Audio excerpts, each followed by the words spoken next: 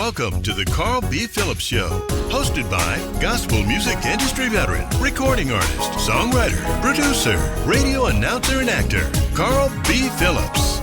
Join Carl as he talks with gospel recording artists, producers, songwriters, pastors, and other creatives about music, ministry, and life. Get ready for another great conversation on the Carl B. Phillips Show. This week's guest on the Carl B. Phillips Show, intercessor and gospel recording artist, Ashley Renae.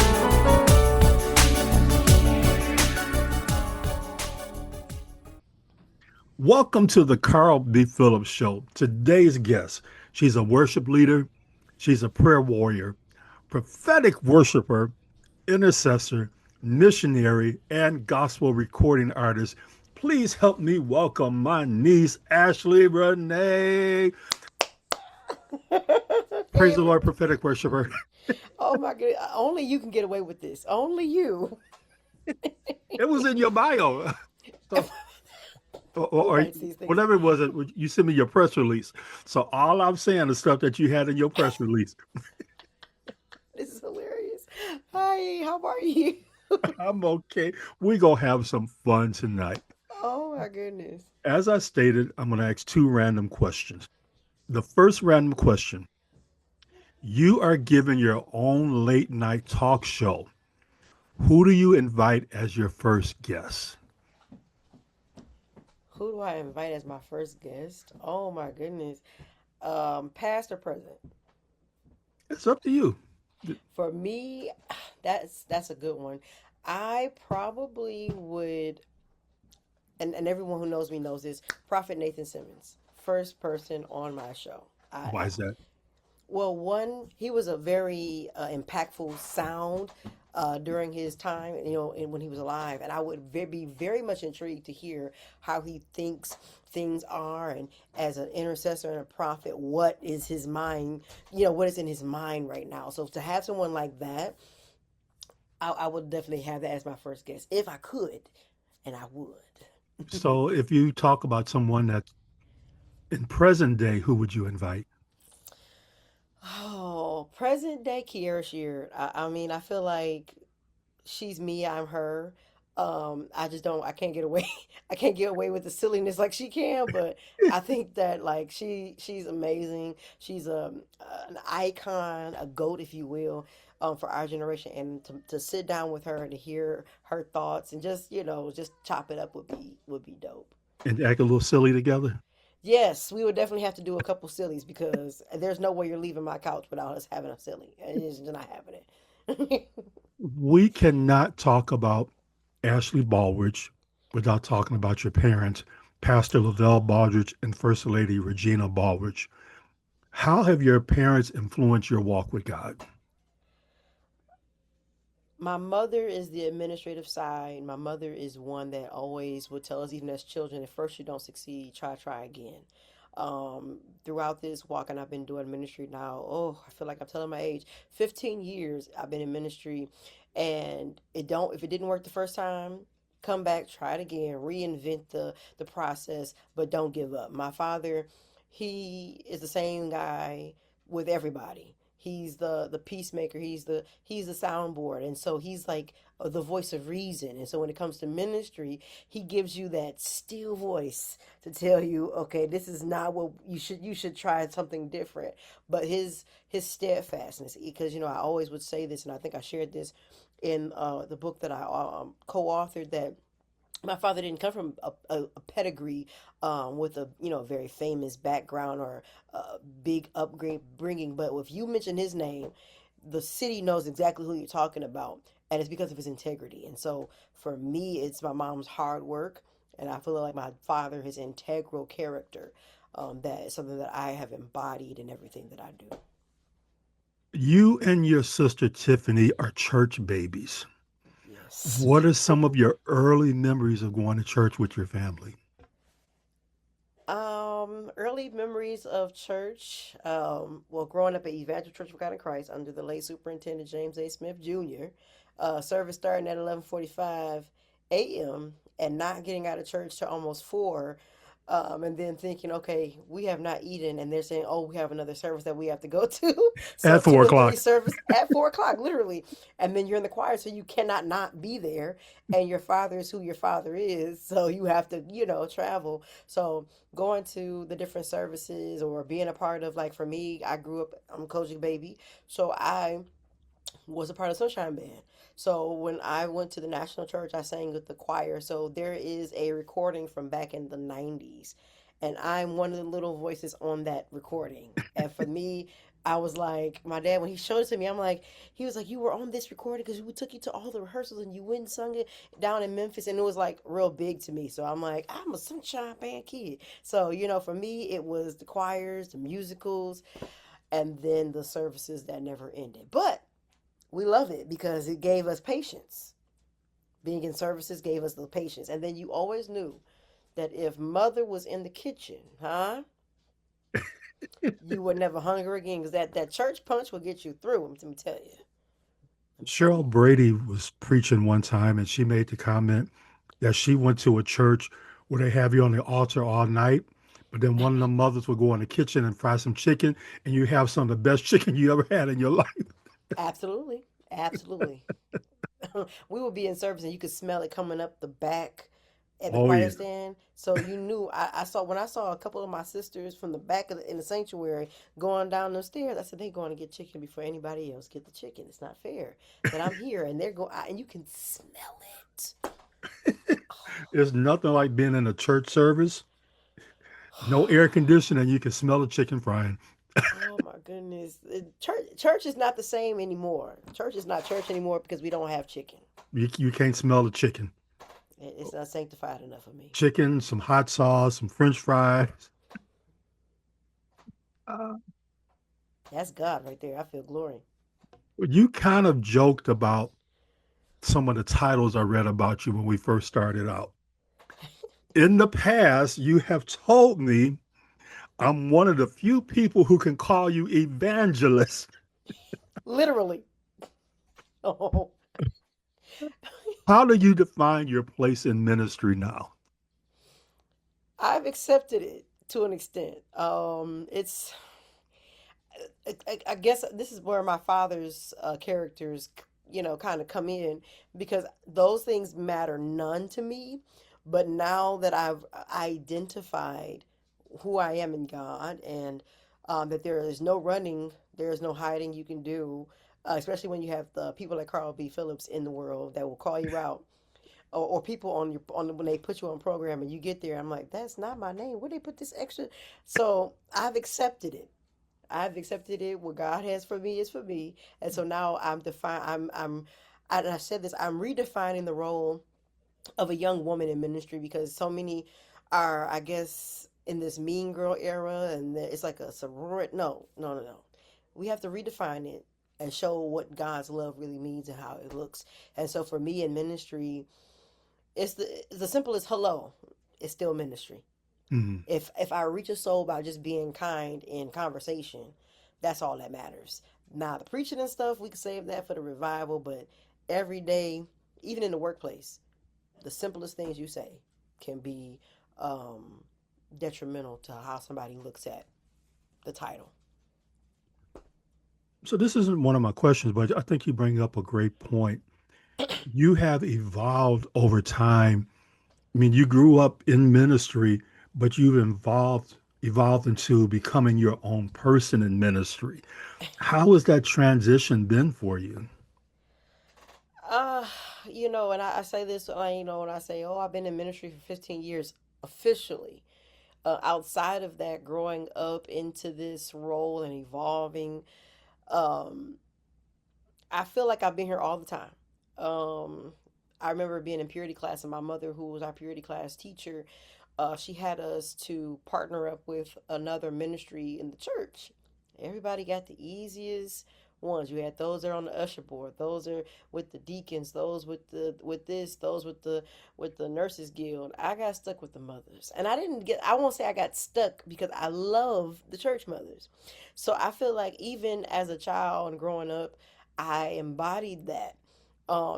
And it's just the way that I was raised or brought up that I'm going to be this way all the time. And so evolving and growing into this and really honing in on the lane that I'm given, I wouldn't take it back. I wouldn't trade it. I'm thankful for my upbringing. I'm thankful for the way that I came, that old good paper salvation, the paper Bible Paper salvation. Bible, yes, ma'am. Uh, I came up that way, King and James Version.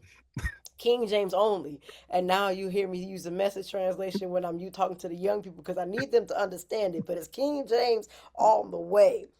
But for me, growing up into this and evolving, it's like a caterpillar that's going through the cocoon and all of those phases. I feel like now that I'm soaring.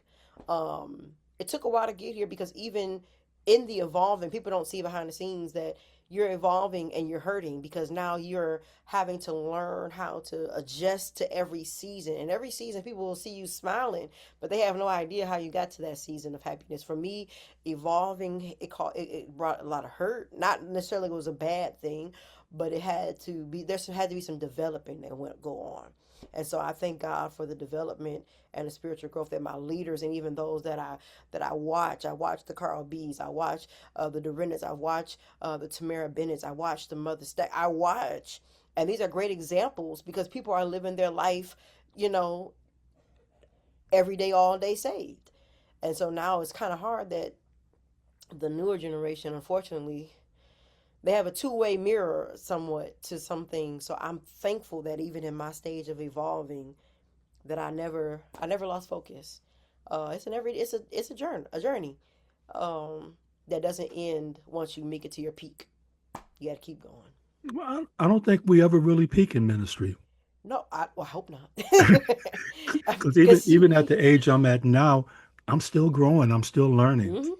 Um, to be able to have a conversation with an Ashley that kind of brings me into what's happening in today's world. Mhm. I think that's important. Now that you're kind of I'm gonna say the older person, but you're a little bit further down the road. What is your conversation like with a young person, say 15 years younger than you? What does that conversation sound like if they're thinking about ministry? I'm always encouraging them to take it back to God. Everything that you desire, take it to God. Don't just jump in the races because somebody tells you today that you're going to be a prophet to the nations. You're going to be an evangelist. You're going to preach, preach, preach, preach. Because you can do all of those things and still be destined for hell. So before you can step in those places, you got to truly be sold out because even in ministry, there's great warfare that you will encounter. There's going to be seasons again of loneliness where you may divert to something else that's totally outside of the box, but you have to be steadfast. So when I'm talking, because I have young people, and it's crazy you ask that because I have a lot of younger people that are navigating and coming my way these days. And so to share with them, I say just you got to be honest with who you are. You got to go take everything that you're considering in prayer. I say soak every idea in prayer. Soak every vision in prayer. Don't just do it because I have the zeal you have to be ready. Because ministry is no joke. Being out in the field is no joke. We were on an assignment to go to Florida a few years back. I think actually it was pandemic time. Went to Florida, and I'm grateful for the team that I took with me because we all have experience in deliverance. We have seen and we have been part of services where we had to assist in deliverance and being there and seeing two spirits manifest. You could be 15, you could be the younger generation. You go out to minister and something like that happen. They're gonna look at you like you don't know what to do. So you have to watch, you have to pray, you got to study, you got to stay in your word.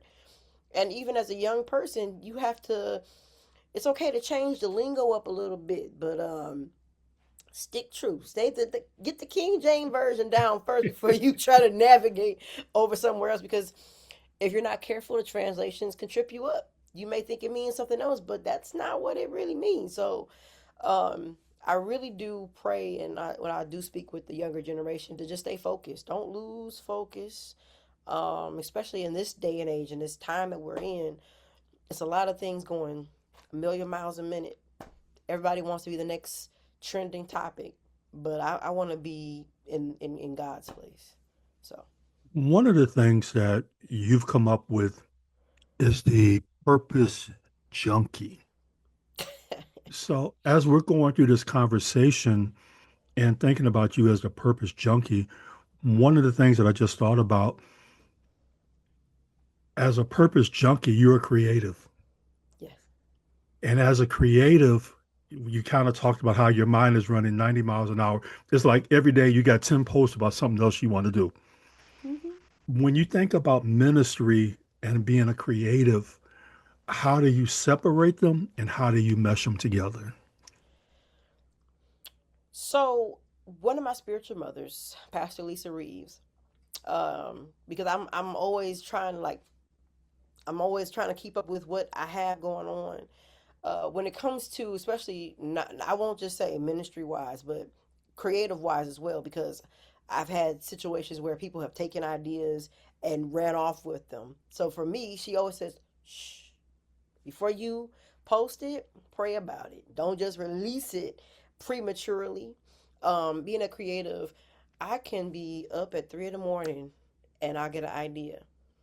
But I keep it in my journal or keep it in a notebook and keep it in a notepad. Pray about it because sometimes everything that God gives us, ministry wise, creative wise, isn't for that moment.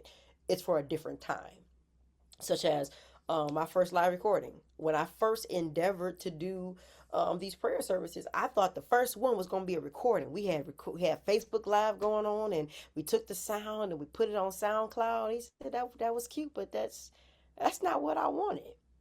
So a lot of times as a creative, it gets hard when he says, not right now, not that t-shirt, not that conference, not this. Hold on a second.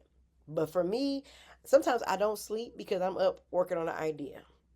I could be on a meeting with you and I'm having an idea. So I'm on the sideline writing because it's nonstop.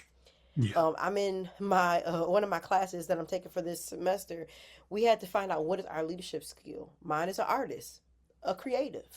Tested, took a random test from a book that was written in 2013, and the book told me exactly that I am a creative. And so that means, as a creative, how do you separate it? It's hard Yeah. because sometimes the creative idea meshes with what that ministry endeavor is, whether it's t-shirts to go at a conference, whether it's a book to go with a workshop. It's always something that mirrors and it parallels. So for me, I just like, Lord, I need a mega million blessing because I have books and ideas for days, sticky notes with ideas for days.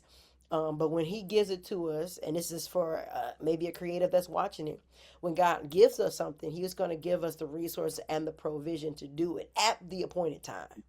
So sometimes you have to pause. I think that's a good point. Like I share with people a lot of times that it took me 40 years to do my first recording. As a creative, I have been writing songs for 40 years, but the season didn't happen till later. And I Hmm. think sometimes as creatives, we want things now. I want it now. I got to have this now. This thought is now. But I'm learning as I get older that the season is not right for it. Are you there in some things that you've thought about? Absolutely. Hmm. Absolutely. There's a few things that even books that I have that are literally sitting in my drafts because it's not time to release yet. Um, and you'll know for the when that divine release will happen is because you'll confirmation after confirmation after confirmation will happen. Like we did, my sister in the gospel, we did a revival last year.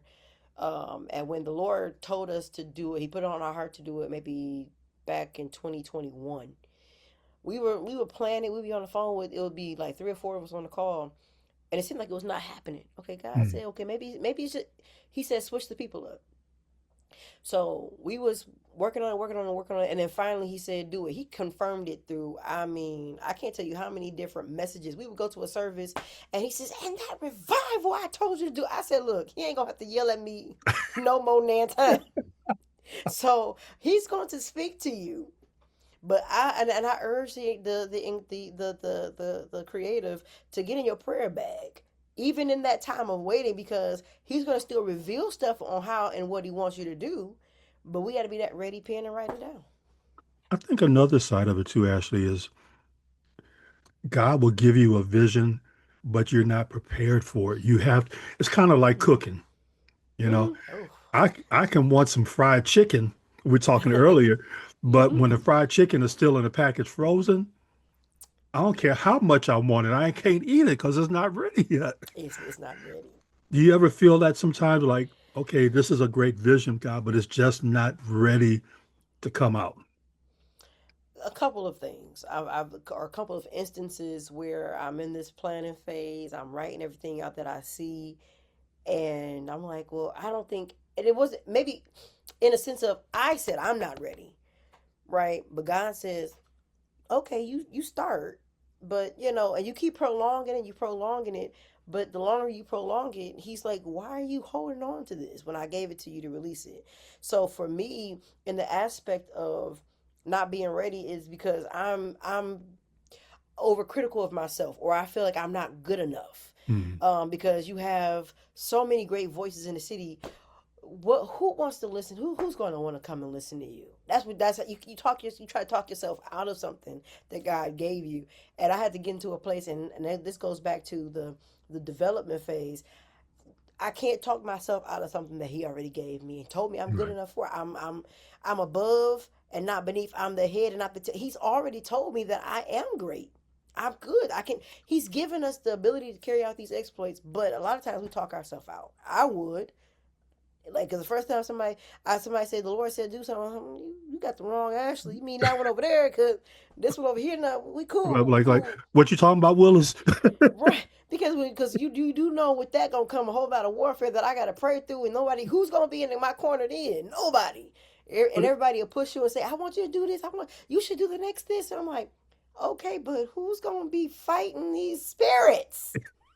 Nobody. Crazy. Let's So get back. no. Let's get back to the purpose junkie. What is a purpose junkie? A purpose junkie is someone. First of all, purpose is you. No one knows what their purpose. No one gets to like the main juncture of what their purpose is, because purpose continues to develop as God develops you. That's a definition I came up with back when we used to talk about it all the time.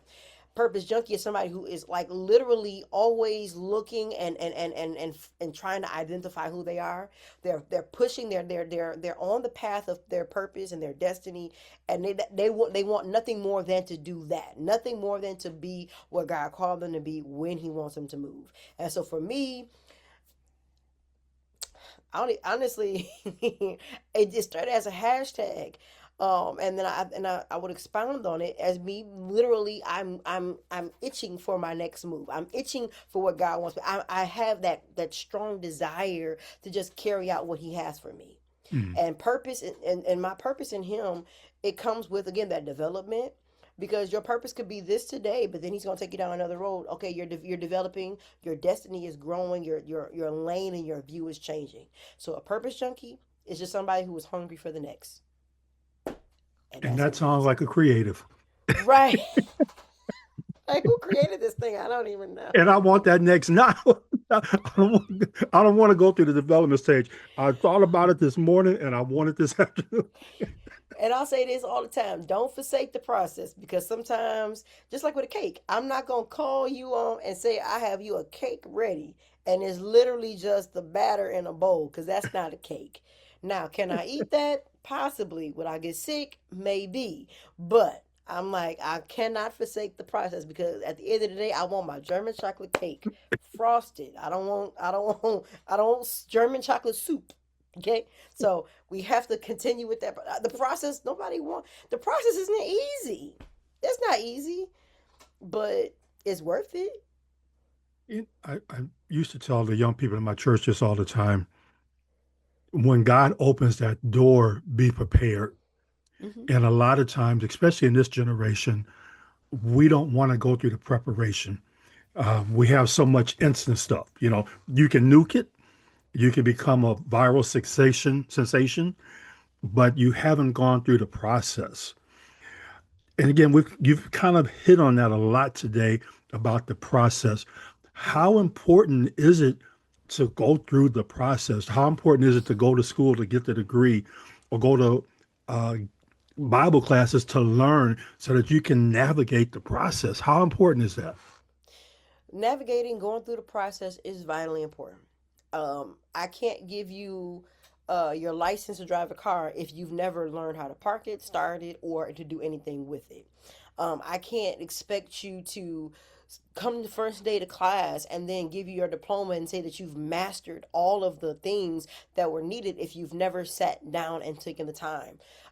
Even in ministry, we should always be not just learners of the word, but students of our craft or what area in ministry that we're in, because we're continuing to develop. And if we know anything about shifts and changes, the way prayer and ministry was maybe 15 years ago is not the same today. So I can't hold on to this and not go through the next steps of growing and developing. So the process is important. Negating it could be detrimental. I mean, there's only so much faking it until you make it that you can do. And so I believe it's vitally important that we can't faith it until we make it. We have to get into the class, got to get into that book. Just I can't be an evangelist out evangelizing, and if I've never been to Bible study or Sunday school to even learn what any of the words mean, right? I can go out, you can go out all day and quote cliches, but if you don't have anything in you because you never sat through any trainings, or if you've never actually studied for yourself, you're just a cliche. I mean, you could Not, do that, but it's not safe. yeah, I think we have so many quote unquote church sayings, you know, reach up and grab it. That ain't Bible. Like, this is not biblical. This is not biblical. And it took me, it was funny because, like, I went to a service and they would quote scripture, but they would also quote church, cliches and things.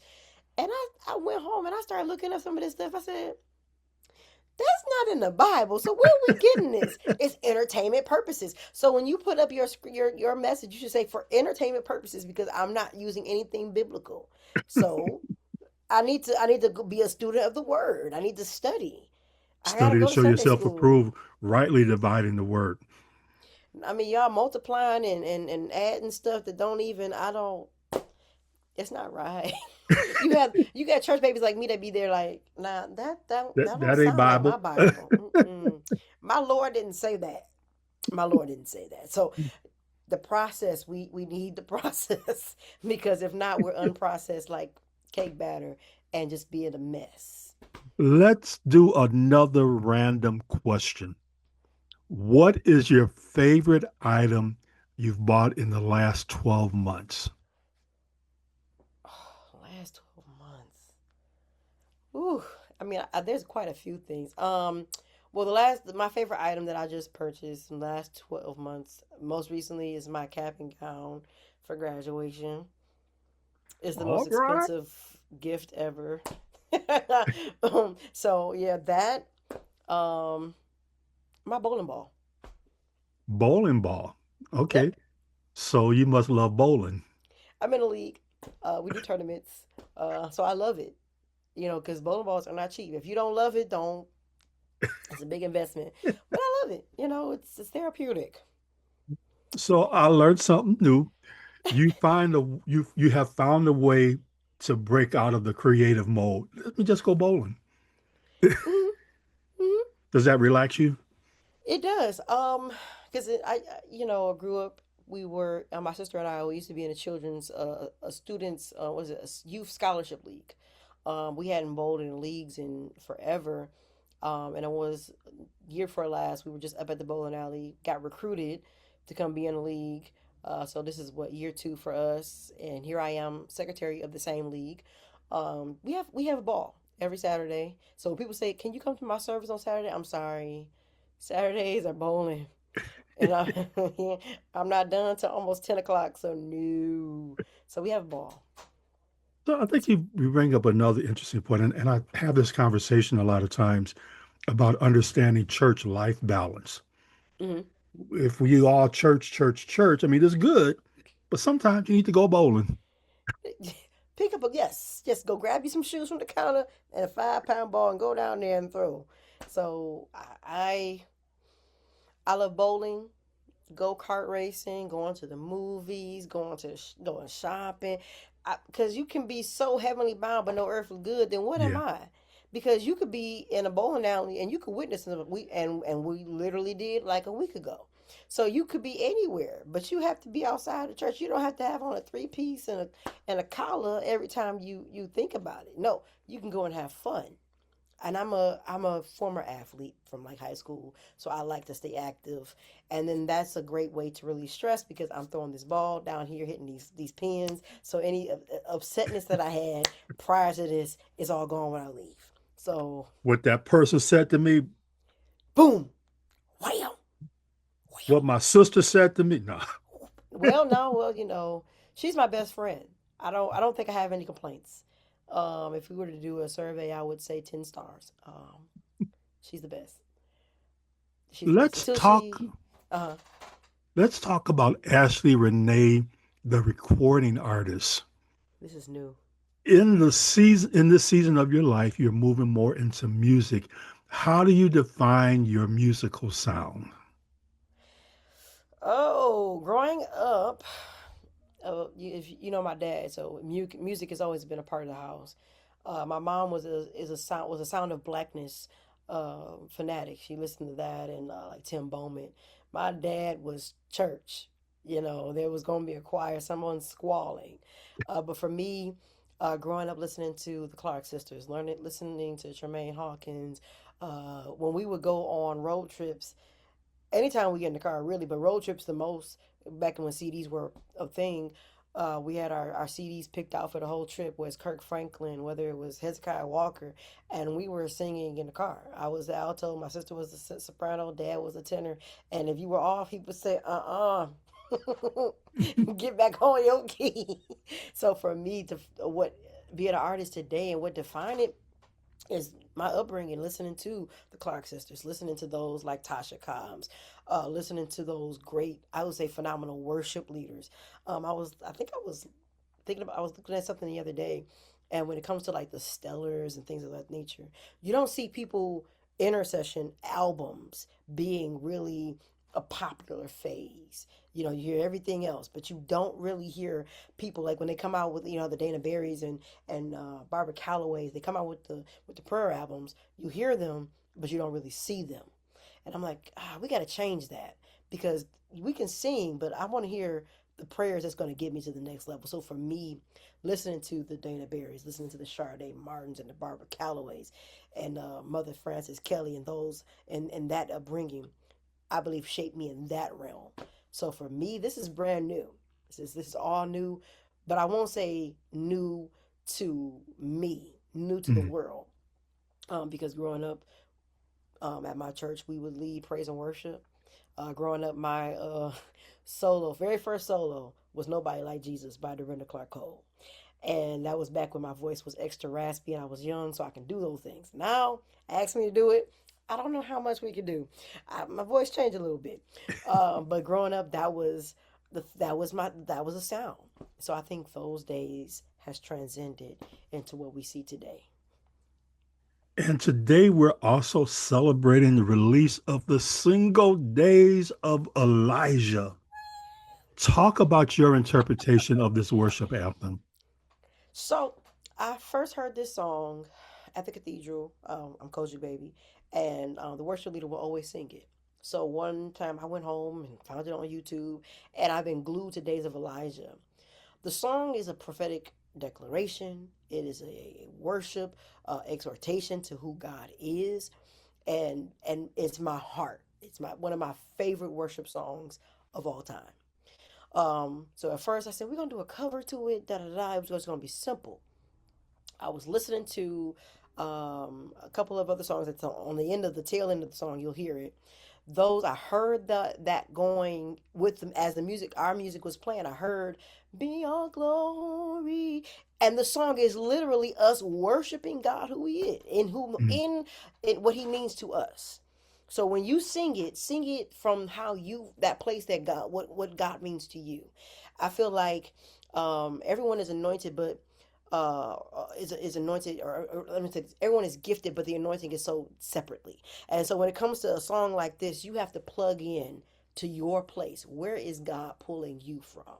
And when you think about he's coming riding on a cloud, shining like the sun. I literally had a dream and I saw him riding on a cloud, coming down my street. I live on 7 Mile, off 7 Mile. So can you imagine Jesus himself riding down? He's coming to get us, and he's coming to redeem his people. He's coming to take us back with him. And so when I think of this song and I think of the power behind the words, it's a play on your worship. Where are you in your worship? And so I tell anybody, when you listen to this song, listen to it with a fresh set of ears, because there's many versions that I know of this particular song. But you have to, like, I believe every time you listen to something like that that's already been put out, you have to take it from a place of your own worship, and that's exactly what we did. I love this song. For a Period. person that may not know the Hmm. meaning of the days of Elijah, Hmm. explain what the day of Elijah is. The days of Elijah are. It's again, it's a prophetic declaration. It's literally our worship. It's our exaltation of who God is. We know him to be that what he will come, how he will come and present himself. We know exactly what he did for those that he spoke about in the song. What is it? Righteous Moses, restoring righteousness. He is a just God. Days of Elijah talks about the attributes of God. Talks about his how do you say it? The big. I don't want to use a big word. In our minds, we have a very finite way of seeing things, but this song opens up our minds to see God in a new way. Jesus, our Lord, in a new way. And for me, that's exactly what it is. We're prophetically declaring that there's nobody like our God. Above anything that we see, even our situations, there's no God like our God. He is our Redeemer. And above all things, there's nobody that can outshine him. There's nobody that can come and replace him. He is he's the undefeated champion in everything that we see. So Days of Elijah is simply us declaring who he is in our lives, even in dark times. Because if we think about it, the song Elijah, it was during a time when Elijah, was going through these different things. It's dark times today. But even in that, we have to know that there's nobody like him. We have to know that even in what we're dealing with and what we feel, that God is truly bringing us out of those places. Mhm. And there's only one way that we can get out, and that's through God. You know, evangelist, I'm sorry. you done got deep on me all of a sudden. I'm I can sorry. officially say my niece is an evangelist because you give her a chance, he gonna preach a sermon. I'm sorry. I'm sorry. If you, No, you you are fine. We talked about your sister Tiffany earlier. Your new single also features her. What does it mean to have your sister support you in ministry and in music?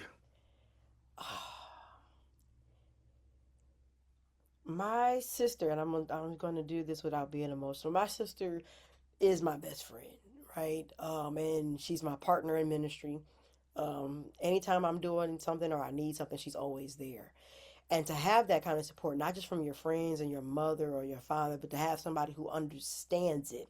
And even because she's an artist, so she was able to help me navigate through this. Even when we go to the studio today, she's helping me navigate through some of these things that I don't know. And to have somebody who truly sees your vision and is pouring into that is second to none. I mean, um, her being throughout this entire process in the rehearsals, the brainstorming, she was the musical, the vocal director and arranger for everything. So I just looked at her and I said, "You tell me what to do," you know. But I say she's so underrated in many ways. People have not truly experienced the gift that she has, because outside of that, she's a creative as well. I would say she's a more refined creative. She's very refined. She's a very polished. She's very polished. Like, you ask her to present you something, she's going to give it to you from A to Z with all of the bells and whistles. No questions asked. And having her part of this project, even when we went to the studio and she did the part that she did, and I literally wanted. I told her, I said, I really want to scrap my whole verse and start over again. Because how do you come on my song and show me not a word gotta hear? That's my sister, but she's a doll. I love her, and everything that she does. Like, I couldn't imagine ministry without her. So whenever I'm doing something, she's the first person I call, because not only do I know and I trust her, I know that she knows me better than anybody. Whenever I go minister, I bring her with me, because like when you need someone to sing a song or during altar call, she knows exactly where I'm going. She's going to go directly there. So she's like my sidekick. This is the first single from your project, Hymns and Intercession. Mm-hmm. How do you combine your musical gift, again, with being an intercessor? So funny, because even when I do my prayer services, we do what is called harp and bowl. Mm, Harp and bowl is incorporating worship and your prayer. And so oftentimes I'll pray and I'll hear something and I'll start singing the melody of it, and it goes right in line with what the prayer was. I believe worship goes beyond what we hear every day. We have to be able and be open to hearing what Holy Spirit gives us to be able to sing the songs to the Lord. I feel like everyone has the opportunity to be able to move in that way. So in this particular project, it was literally that. We're singing the songs of the Lord, and we're singing what the Lord is declaring for us, and intertwining it with prayer. Because just as you think of David, he prayed. No, Paul and Silas, I'm sorry. Wrong Bible story. Paul and Silas, they sang and they prayed. There was a ripple effect. mm. So when I'm praying, I'm here, I'm gonna sing my praises, to do that. So yeah, and I'll say this, it comes easy because you have to be open to Holy Spirit. That comes with relationship. It comes with spending time in His presence, and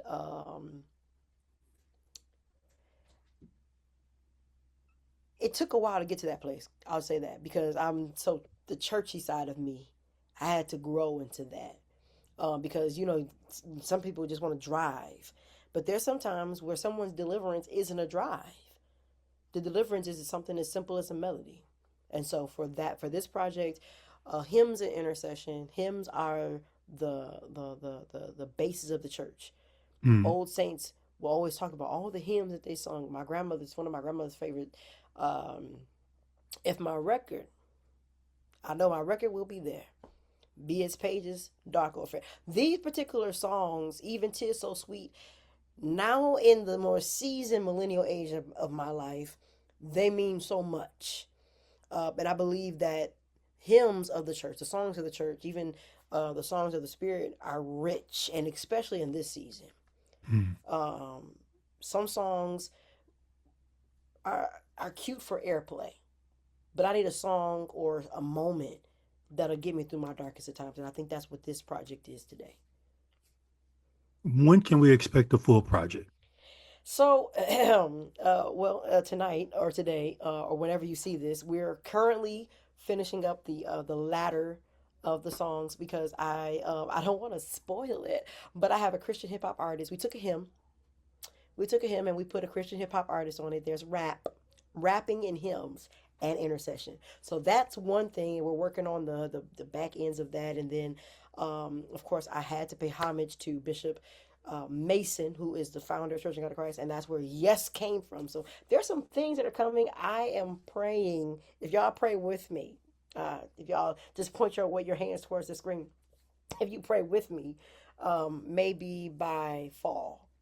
But it's a lot that goes into this. So we're working diligently.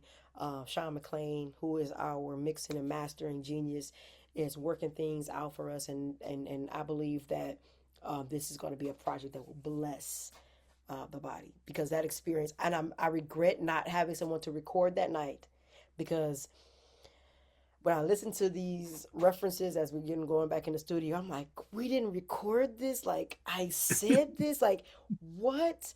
It's going to be good. There's one particular song that we're working on tonight that is my absolute favorite, and it'll be I won't release any more music. It's going to be the project. So the next thing you'll see from me will be the project. I don't want to. I want to do everything in the order that it's supposed to go in. I really like a part of me want to release that song so bad, but I was like, no. Days of Elijah was to give people the introduction, but the Hymns of Intercession Volume 2 is coming out. And I promise you, stay glued to your social media because you don't want to miss it. Um, the way we cooking up in this studio, y'all. Got to. I know we've talked about a lot of stuff tonight.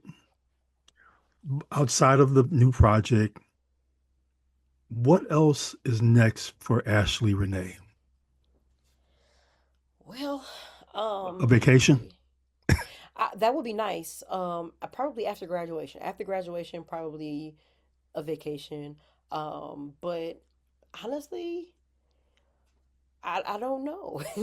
Yeah, as a creative, you never know what tomorrow is going to look like. You Wait a never minute, know you're a what. creative that don't now you know you got 33 things in the back of your mind that you want to do. So I mean, and what I'm learning because like what I really want to do an all night prayer meeting, and I'm actually working with a couple of different locations that hopefully by before fall we'll be doing something. I love prayer so much that I want to be a prayer. So I will say this that the next big thing for me will be um, probably an all night prayer and definitely a release concert. I don't even want to call it a concert because it's going to be an encounter when we come to get this when this music is finished. We're going to do something big to thank everybody because it's probably one of the biggest things that I've done, and I want to celebrate it. I want to celebrate it right. So, I have really enjoyed hanging out with my niece today, Ashley Renee. How can people follow you on social media, get your music, and how can they contact you? well, the new single, "Days of Elijah," as well as my very first EP, "Sounds of Intercession Volume One," is on available on wherever music is sold. You can search for me, Ashley Renee. You or type in "Days of Elijah" and Ashley, and my picture will pop up. It's just me standing like or you can visit my website, www.purposejunkie.com. I'm Ashley Renee on Instagram, Facebook. I'm even on Twitter. No, TikTok. It's one of TikTok those. or X? Or X. They change so much. But if you want to see me, follow me Instagram and Facebook, Ashley Renee, most definitely. So do me a favor, and when you're listening to this song, when you see this song, you hear this song, I want you to tag me in your reviews. I want you to tag me singing this. I'm getting ready to release a challenge, and I want you to sing. You too, Uncle B. I want you to go and I want you to record yourself singing this song. I need y'all to tag me. I want to see it. I want to see it. This so far, this is what going into week 3. No, yes, week 3, and the song has already made it to Richmond, Virginia, Clarksville, Leesburg, Florida. We're traveling up the way, but we want to hear from those that have probably never heard of us, and looking to probably get to a city near you soon. So I'm gonna have to learn how to sing then, I guess. no, I love the Lord, He heard my cry. I felt glory right there. I felt glory. As we wrap up, explain to someone how to live a life for Christ on purpose. To live a life for Christ on purpose is to fall in love with God, fall in love with Christ, fall in love with His Word, fall in love with everything about Him, and ways to do that is remember what He's done for you, remember how He brought you through, and stay steadfast. The world is changing. Our climate of our times are changing. Things are happening, but we have to what? Stay true to what we know and stay focused and be steadfast and unmovable, always abounding in the works of the. We have to stay planted and grounded. Even when the waves are going crazy in the White House or in the governor's house, the mayor's house, whatever is triggering, stay true to what you know. And whenever someone tries to tell you something contrary to what you know to be real and what you know to be right, stay focused and do what God has called you to do. Thank you so much again for hanging out with Uncle Carl. We're speaking with evangelist Ashley Renae.